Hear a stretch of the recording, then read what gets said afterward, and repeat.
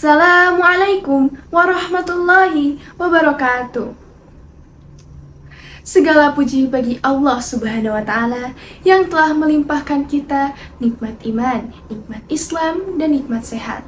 Salawat serta salam mari kita limpah curahkan kepada Nabi besar Muhammad Sallallahu Alaihi Wasallam, kepada keluarganya, para sahabatnya, dan kita selaku umatnya.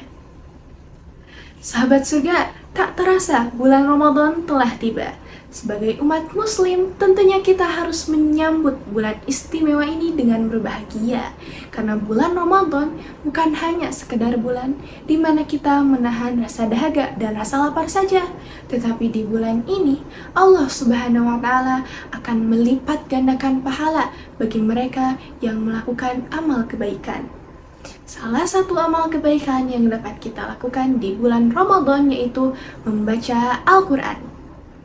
Dalam sebuah hadis riwayat Tirmidzi berbunyi, siapa di antara kalian yang membaca satu huruf dari Al-Quran, maka akan dituliskan baginya satu kebaikan, dan satu kebaikan itu akan dilipat gandakan menjadi 10 kebaikan semisalnya. Dan aku tidak mengatakan bahwasanya alif lam mim merupakan satu huruf, tetapi alif satu huruf, lam satu huruf, dan mim satu huruf. Dari hadis tersebut, kita dapat menarik kesimpulan bahwasanya membaca Al-Quran dapat membuat kita memperoleh banyak pahala.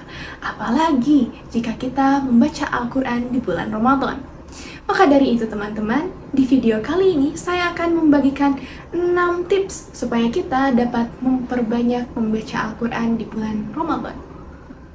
Tips yang pertama, menentukan target. Teman-teman, apakah kalian pernah mendengar metode One Day, One Juz?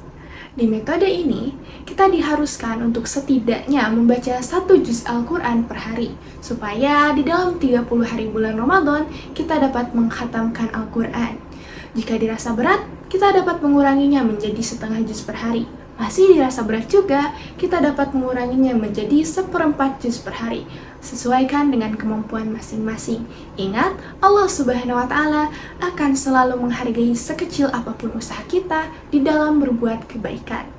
Yang kedua, ada menentukan jadwal.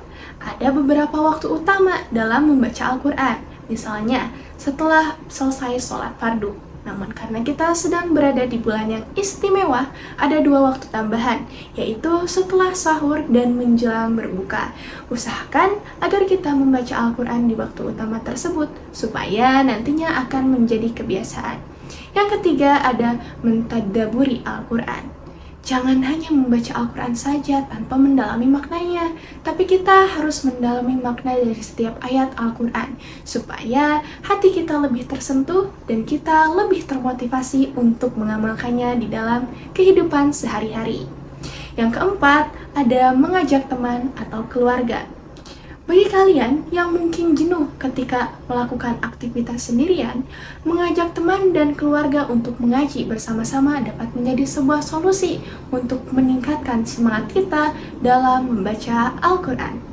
Dan yang kelima, ada mendengarkan murotal. Bagi perempuan yang sedang datang bulan, jangan khawatir. Mendengarkan Al-Quran dapat menjadi sebuah solusi supaya kita terus mengingat Allah lewat firman-firman-Nya. Dan yang keenam, ada memperbaiki bacaan Al-Quran, baik itu makharijal huruf maupun tajwid. Jangan jadikan keterbatasan kita dalam membaca Al-Quran membuat kita malas untuk membaca Al-Quran. Tapi jadikanlah hal tersebut untuk memotivasi diri kita supaya lebih rajin dalam membaca Al-Quran.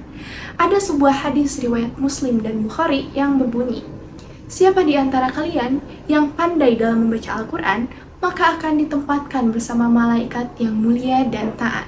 Sedangkan bagi kalian yang terbata-bata dan kesulitan dalam membaca Al-Quran akan diberikan 2 pahala. Hadis tersebut menunjukkan bahwa Allah akan selalu menghargai sekecil apapun usaha kita dalam berbuat kebaikan.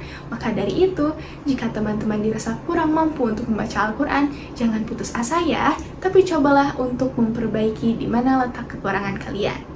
Itulah dia 6 tips yang dapat saya berikan supaya kita memperbanyak membaca Al-Quran. Semoga tips yang saya berikan bermanfaat untuk kita semua dan semoga Allah memudahkan jalan kita untuk menuju kebaikan.